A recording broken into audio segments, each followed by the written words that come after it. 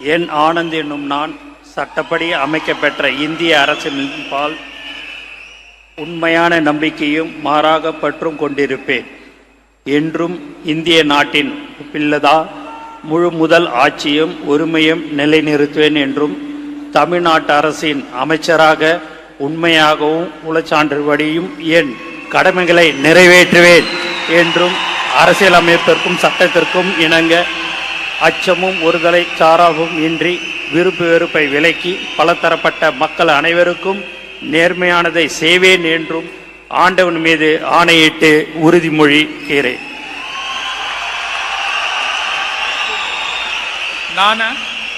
என் ஆனந்த் என்னும் நான் தமிழ்நாட்டு அரசின் அமைச்சர் என்ற முறையில் எனது கவனத்துக்கொள்வதும் தெரியவதுமான எந்த பொருளையும் அமைச்சரின் கடமைகளை உரியவாறு நிறைவேற்ற தேவையான அளவுக்கன்றி ஒருவரிடமோ பலரிடமோ நேர்முகமாகவோ மறைமுகமாகவோ அறிவிக்கவோ வெளிப்படுத்தவே மாட்டேன் என்று ஆண்டவன் மீது ஆணையிட்டு உறுதிமொழிகிறேன்.